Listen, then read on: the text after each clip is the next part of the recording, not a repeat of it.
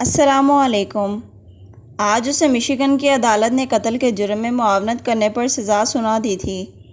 پاکستان میں وہ ڈاکٹر تھا اور اپنا پرائیویٹ ہسپتال بنا رکھا تھا جہاں سے وہ ماہانہ کروڑوں کماتا تھا، مگر پھر اچانک سے پاکستان میں اپنا مستقبل خطرے میں نظر آنے لگا۔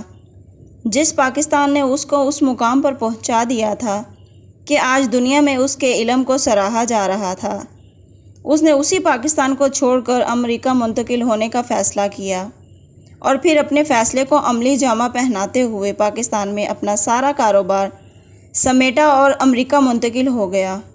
دولت، شہرت اور عہدے نے اس سے انسانیت چھین لی تھی، رحم چھین لیا تھا، بدلے میں اسے غرور اور تکبر دے دیا تھا، رشتہ داروں سے قطعی تعلقی دے دی تھی۔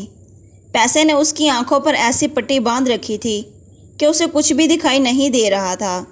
وہ ہر چیز، ہر بات، ہر موقع پر خود کو حق پر سمجھ رہا تھا۔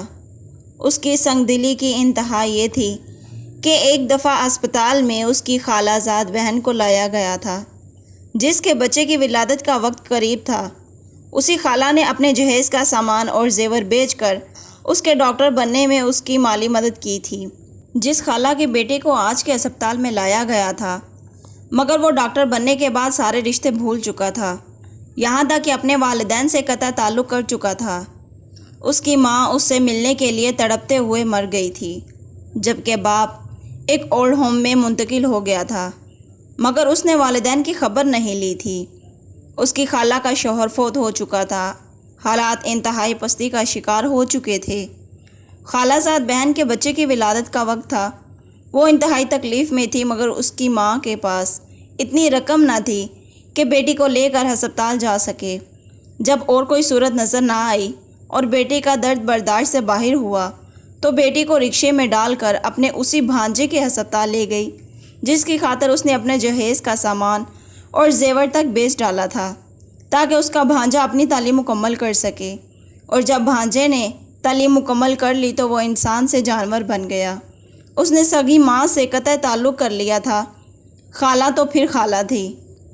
جب اس کی خالہ اپنی بیٹی کو لے کر ہسپتال پہنچی اور ہسپتال کے مالک سے اپنا رشتہ بتایا تو ہسپتال کے مالک نے انہیں پہچانے سے ہی انکار کر دیا اور درد سے مرتی خالہ زاد کو ہسپتال میں داخل کرنے سے پہلے تمام واجبات ادا کرنے کا کہا۔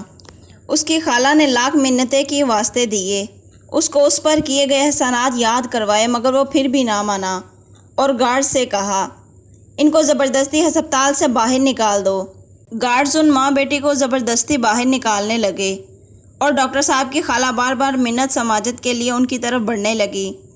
اسی دہکم پیل میں غلطی سے یا جان بوجھ کر گارڈز نے گولی چلا دی جو سیدھی جا کر اس ڈاکٹر کی خالہ زاد بہن کے پیٹ میں لگی۔ اس کے پیٹ میں موجود بچہ اور وہ موقع پر ہی دم توڑ گئے۔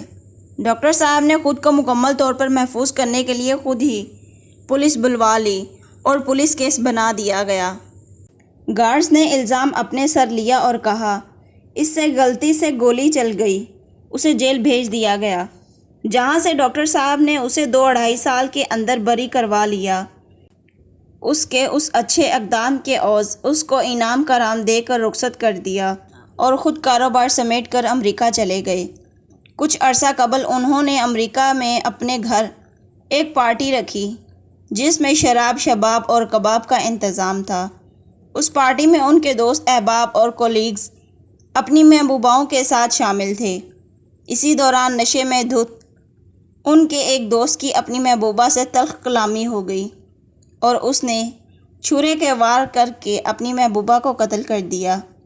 اس قتل کی یادداشت میں سب لوگوں کو قانونی کارروائی کا سامنا کرنا پڑا اور باقی سب تو بچ گئے، مگر قاتل کو قتل کرنے کے جرم میں اور ڈاکٹر صاحب کو قتل میں معاونت کرنے کے جرم میں سزا سنا دی گئی۔